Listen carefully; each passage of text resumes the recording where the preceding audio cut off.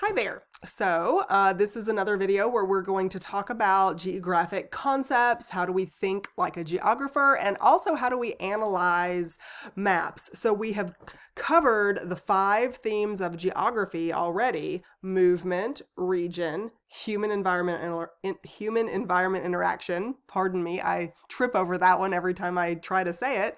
Then location and place.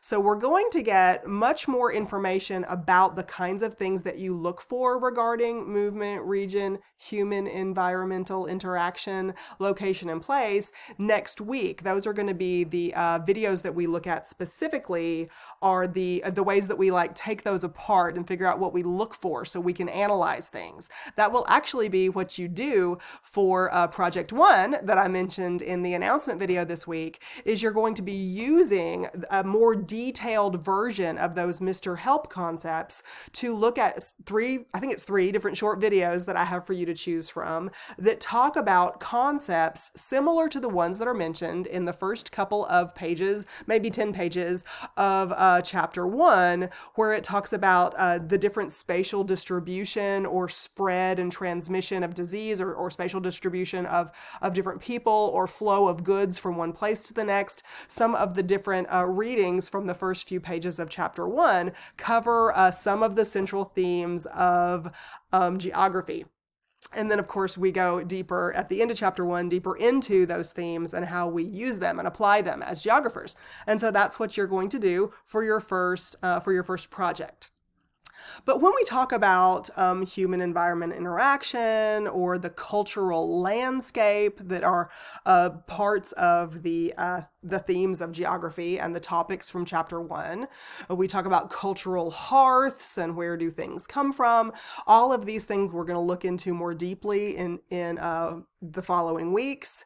But I mentioned in a previous lecture that these maps that we're going to be using to better understand our place in the world have distortions in them. And for instance, this is a Mercator projection that most of us are very familiar with. It used to be used in textbooks all the time back in the last century. And in this century, we see other kinds of projections that still cause distortions, but not nearly as many distortions in the images of the land masses that you see depicted in those representations of the global, the spherical world on a flat surface. But it's important also to know that there are some distortions. I guess you can't really call them distortions. They might be biases that are included in maps, such as the one that you can clearly see here if you look at this map and not only try to condition yourself that there are distortions here that you need to overlook, like the Greenland being as big as Africa on this map, when really it's about 14 times smaller than Africa in reality. So there's a distortion. However, this particular map puts this part of the Western Hemisphere, actually the Western Hemisphere in general is central, but also here is the United States landmass, right in the middle of this map. And there is an enormous landmass called Eurasia that is split completely in two. So here is some land that is known as Russia and Siberia up over here close to the Arctic Circle, and here's part of the Russian landmass and Europe. Here's Africa down here, South America, Australia down here. So this particular map, instead of splitting this the image of the globe, the spherical globe, in the middle of an ocean, which you see this little zigzaggy longitude line here, which is called the international date line. This is where the calendar day changes based on the rotation of the Earth in comparison to the sun. So this is the international date line, where most often today, maps are made split right along that international date line so that you have all of the land masses contiguous to each other. Contiguous means touching. So for instance, the Arkansas state shape that you can envision, the perceptual region of your mind called Arkansas, which is also a geopolitical region, has some other states that are contiguous to it. Missouri to the north, Louisiana to the south, Texas, Oklahoma to the south and east, right? Excuse me, south and west. I'm sorry. I'm looking at this map. So south and west, and then Mississippi and Tennessee to the east. So these are the contiguous states to Arkansas. Well, this landmass is certainly contiguous to this other side over here. And in order to understand the flow of things across continents, and also to minimize the bias that the United States is the center of everything, map makers today, instead of doing this, map makers for the US audience today, instead of doing this, cut the globe right along this international date line, usually.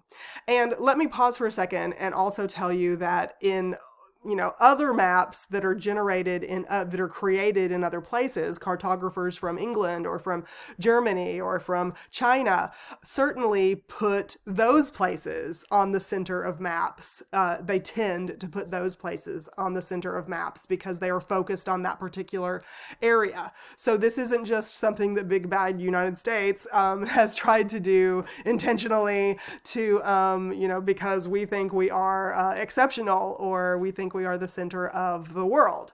But other countries, other places where the cartographers have been focusing on in relationship to other regions of the world often put those particular countries in the center of maps too, even in the center of a world map like you see here.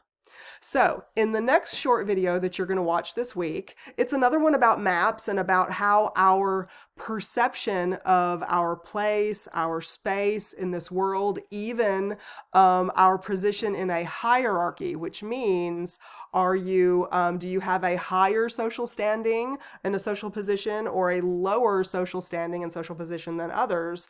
There are some map makers who think that these depictions of world maps or any other type of regional map that we use in education can create biases in the ways that we perceive our regions, we perceive our locations, our places, other aspects of Mr. Help.